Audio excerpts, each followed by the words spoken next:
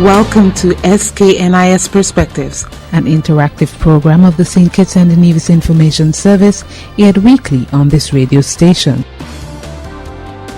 Celebrating excellence and education. Today, a candid discussion with Education Officer Lisa Pestana as we look at plans for the upcoming observance of Education Week.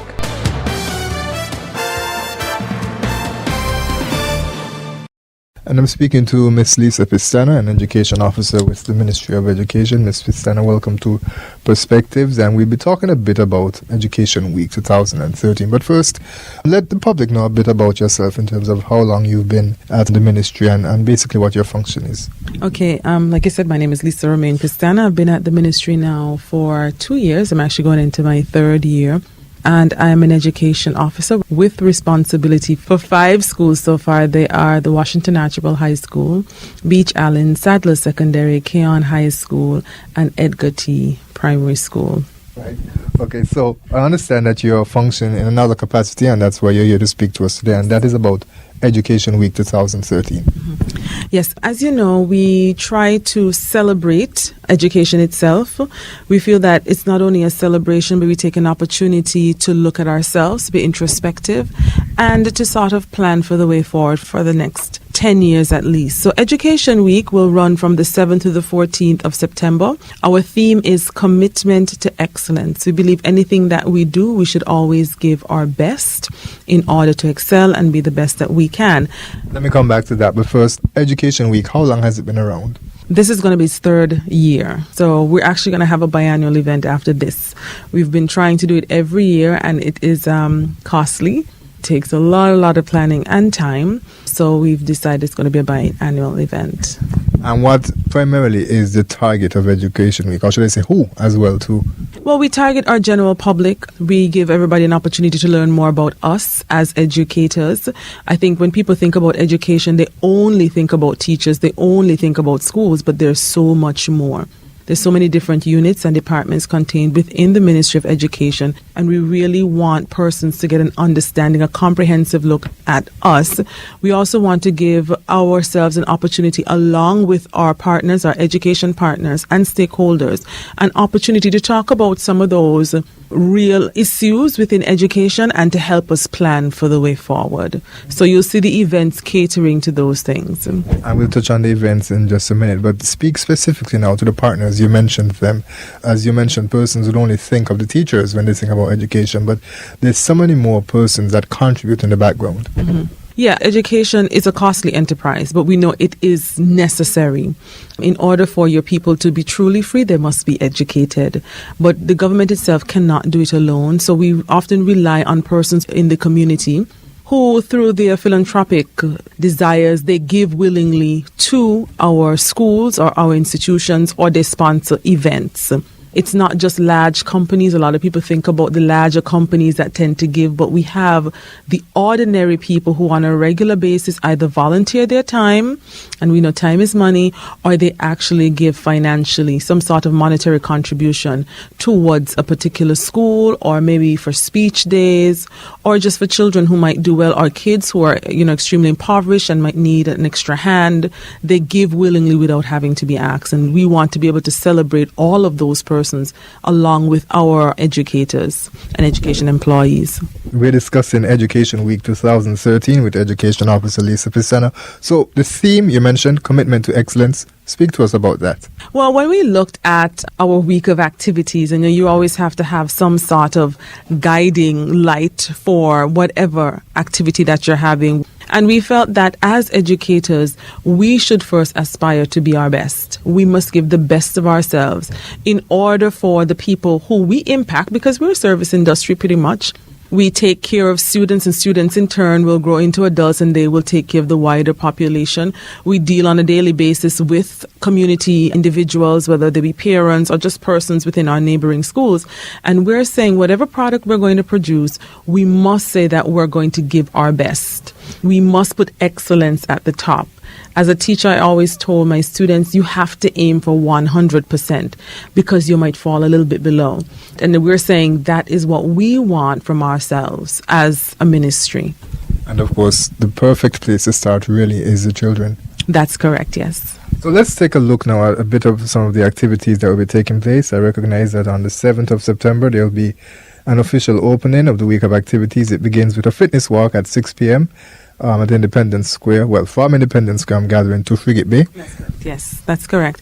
Yeah, we're saying the holistic development of ourselves is important, not just of our students, but for ourselves. And we often think about just the chalk and talk, the books and stuff like that. But you have to have fit minds. In order to have a fit mind, you have to have a fit body. And we want to start off with something fun and exciting, things that our community individuals can join in with us and feel a part of. Something to boost camaraderie among our own employees. Often enough, we don't get a chance to really just lay our hair down and socialize with each other and come out in our numbers, and be supportive. So this is an opportunity to sort of launch us into that week, build our camaraderie and that spirit to take us through the rest of the week and the rest of the year. And speaking of spirit, on Sunday, September 8th, there will be a church service at the Zion Moravian Church, which is at 9:30 a.m. And then Monday, there's a roundtable discussion, commitments to excellence, of course, the theme, but it also has a sub-theme in terms of building leaders for the future advancement of the Federation. In everything we do, we have to look towards the future. If we're talking about our main individuals would be our students, and if we want them to be the best that they can be, then we have to start to prepare for that. What do we want them to be like? What are some of the things we feel that they must have? The sort of non-negotiables, the expectations we have of our students.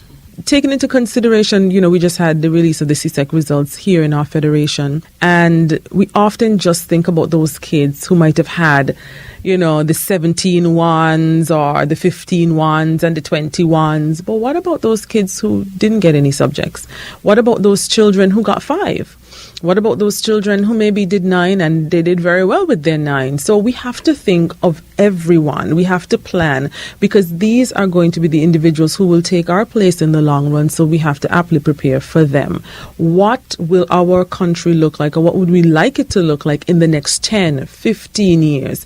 And if we're saying a particular industry is going to be the forerunner in the next 10 to 15 years, then we have to prepare our students based on the subjects that we're catering for, the experiences we want them to have, what our goals are going to be, so as to make sure they're aptly prepared for taking that leadership role in the next 10 to 15 years. The other thing that we experience a lot as a developing nation is our brain drain. We have kids who grow up, we teach them well, and then they go and serve in somebody else's country. We need to make sure that our assets stay in-house and that they contribute and re-energize this nation. So when we look at our whole week of events, we've tied it into independence, our 30 years of being an independent nation. And we've been successful over these 30 years and very stable. We're saying, it's something for us to be proud of, but we also want our youth to realize all of that and to say, listen, this is a place you can be proud of, and this is a place that you can reinvest into, not just only in terms of a financial investment, but your human resource. We're human capital. We can reinvest into our country. That roundtable discussion takes place when and where? It's going to be at NEMA, and we're going to start as an all-day event. We start at 9 till about 3:30, and we're doing it in conjunction not only with our education employees, but also some of our other stakeholders, parents and education partners. And that's closed generally to the public? It is closed. It's going to be videotaped so that they will, show it on ZIS at some point, but it is closed, yes. So September 10th is really an opportunity for the public to weigh in then, and that will be via panel discussion on ZIZ television. So the topic is the pros and cons of creating a testing society. You just spoke to the CSEC results. I think most persons might have heard of a student, I'm not sure from which country, but Guyana 20 subjects. 18 ones. Absolutely, 20 subjects, 18 ones. I mean, some persons would argue that we're programming robots. Yeah. I mean, if a child wants to take on that challenge, I don't have a problem. But I don't think that the rest of the world should expect every child to take on that challenge. And I think sometimes we see our children as just being cutouts of each other, and they're not. They're individuals. And I think what we hope to do is to stimulate some discussion around the whole idea of the testing and over-testing of our children, because these are real issues. We came out of tester standards, which was happening at the same time, running concurrently with CSEC.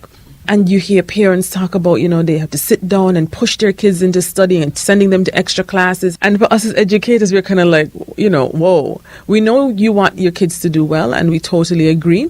At the same time, we want persons to be able to sit down and talk about, what does this mean for our children? Is it that we're just building our children to take a test, or are we really filling them with the essentials that they're going to need, those soft skills that they're going to need, so that they can apply the information that they would have been taught? So we want long-lasting learners, as opposed to building kids just to take a test. And maybe I'm taking a side here. But we want to bring out both sides. What are the pros, what are the cons, and how do we build kids so that they're not just for a time? The longevity of the child is important, and that child's willingness and eagerness to learn. And so that takes place at what time? It's going to be at 8:30. The following day, Wednesday, the 11th of September, as we continue to run down some of the activities for Education Week 2013, Education Pride Day. Yeah, Education Pride Day, again, this goes back to all the different institutions that we have. They will have an open house, and the general public can go in and visit to see what it is we do, how we function. Sometimes you think of us and you think of us in isolation. The main headquarters is on Church Street, and if you ask how many persons have ever been into our main department, or what's in there, what services, what do we cater to, or who do we cater to, they won't have an idea. So we're saying, come on in, visit us, ask questions, and we'll be able to speak with you, and you'll be a little bit more informed about what we do and who are some of the individuals that we service, or the areas in which we service. Our schools are also open to parents and the community members from the neighborhood. They can go in, see the kids at their best, listen to the teachers as they teach. Maybe they can even talk to the principals about being able to tell stories to the kids, or read them a story in the infant department. We're saying, get involved with your community schools, get involved with your students, get involved, because they are our future, and we would like to be able to share this exciting time with you. You mentioned, of course, at the opening, in terms of having a healthy mind as well. When we spoke about the fitness walk, there is another physical activity taking place on the 12th of September. That would be the Ministry of Education Olympics. That would be at the Warner Park Football Stadium from 9 a.m. to 3 p.m. The following day, Friday the 13th, not a bad look, we hope, National Pride Day, the Ministry of Education's exhibition, which is at 10 a.m. to 4 p.m. That's correct. And the Ministry of Education exhibition is going to be in Independence Square. We have a lot of things going on because it's our 30 years, and we decided we're going to join them in the square. You can come in, talk to us. We'll have brochures. We're hoping to have some of our education partners buy into it too, and come in and be with us in solidarity in the square. And they can talk to you a little bit about some of the services that they provide. For the Ministry of Education Olympics, that's going to be at Warner Park. The admission is free, so you can come on out, cheer on your favorite house. We've decided to have 4 teams using the national colors. So we have the White Knights, the Red Flames, the Yellow Birds, and the Green Giants. So come on out and support our education employees as they vie for that title of being Olympic champions. It's going to be a fun and exciting time, and we're doing this in collaboration with the Ministry of Sports. And the culminating activity is the Ministry of Education's award ceremony on the 14th of September. Yes. Like I said, Education Week gives us an opportunity to celebrate. And often enough, we don't get enough time to really highlight those persons in education who, over the years, do an excellent job. Tirelessly, without being asked, they give of themselves, whether it's their time and in many cases of their financial resources, to ensure that our students and our ministry as a whole moves forward. So during that evening, it's been dubbed an all-black event, and there are about 4 awards. So we have our long service award for those persons who have been employed with the ministry for 30 years and over. We're using 30 because it's 30 years of independence. And then we have our Minister's Certificate of Appreciation, and that award goes to current and retired employees of education. It's not just teachers. It can be persons who worked in school meals. It can be our ancillary staff members. And we're saying to the general public, we've given nomination forms to our different banking institutions. You can go in and ask them for a nomination form if you're there. Or you can walk into the Ministry of Education on Church Street. If there's somebody you want to nominate, pick a form up and submit it by the end of this week, early next week, so that person can be recognized. We also have the Minister's Recognition of Excellence Award, and that will be going to those persons who've truly shown sterling service in whatever area or activities that they have been involved in. And that is our most prestigious award. And we have another award for our education partners too, an appreciation award. As we continue to discuss Education Week 2013 with Education Officer Lisa Pestana, you hinted at it. Every activity has colors attached to it. And I'm looking at the schedule. I see white, I see yellow, I see red, I see green. There's black, as you mentioned, with regards to the award ceremony. Essentially, the national colors. That's correct. We're doing it in conjunction with independence. So we're saying we want to be nationalistic. We have a lot of national pride, and we've placed a color or attached a color to each event. And we want persons to be in solidarity with us. So even if you can't be at the event, you can wear the color assigned for the day. So on Saturday for the fitness walk, it's white. On Sunday, it's our national colors. So if you are attending the Moravian Church, Zion Moravian Church, or any other church, put on your national colors and come out and support us. On Monday, for the Roundtable Discussion, it's yellow. On Tuesday, for the panel discussion, it's red. And on Thursday, for the Olympics, again, we have the national colors being highlighted. And of course, for National Pride Day, it must be the national colors. And to round everything up, we have an all-black event on Saturday the 14th. Ms. Pestana, do you think our young persons in St. Kitts and Nevis actually understand what national pride is and that they demonstrate that? I think they do. When you think about our social studies curriculum, kids are infused with it from the time they enter into our schools, from preschool right up until when they leave, even when they go through our tertiary schools. And I think kids have an idea as to what it means to have national pride. How they choose to display it might be different. And sometimes the older generation might look at them and say, oh, you don't have any national pride. Maybe they just choose to display it a different way. Maybe their creativity comes out in a different way. And I don't think that they should be knocked for that. I just think that we have to embrace them. We have to look at how they would like to express themselves and find positive channels through which they can do so. Such as music. Such as music. And, you know, music isn't just gospel, it's rap. There's so many genres of music, and there's so many talented students out there, so many talented young people. If we stifle them, then we're going to stifle their creativity. If we stifle their creativity, then we're in effect stifling our nation. So we need to find positive channels through which they can voice and express themselves. And do you think that the support is coming really from the parents in terms of understanding the importance of education and giving support, the necessary support to the teachers, to the schools, to the ministry in order to transform the society and ensure that we can deliver on that excellence in the future going forward? I think most parents try what little they can do, because my philosophy is you can't give what you don't have. And I think the challenge for all of us is to ensure that whatever batch of kids come through your hands, you infuse them with as much as you can, because they're going to become the parents of tomorrow. For the parents who are already in existence, my thing is try to learn as much as you can. Maybe when you went to school, it wasn't as easy for you. You didn't leave with all the things that you wanted to leave with. But if you wake up every day saying, I'm going to improve upon myself, and by extension improve upon my children's future, ensure that they have a bright future, then I think this country and this nation will go far. But if we sit back and we mull over about the things that we don't have, and the things that other countries have in terms of material things, then we're missing the boat. Education is important, there's no question. You can't get very far without it. And even sometimes when we look at the media, and the media is not just looking at local programs, because we have cable. So a lot of kids sit down and they watch all of these American-based shows and, on BET and MTV, and they see people with high lifestyles, and they see them with a lot of material things, a lot of wealth. But they have to realize it's just a show. It's all edited and somebody's being paid. The question is, the people who make the true money, the real money, are the ones who sit behind the camera and make these things happen. And they had to study somewhere. They have to have that piece of paper on the wall, that certification. They have to have somebody giving them that seal of approval to say, you know what, yeah, I think you're competent and capable and can do this.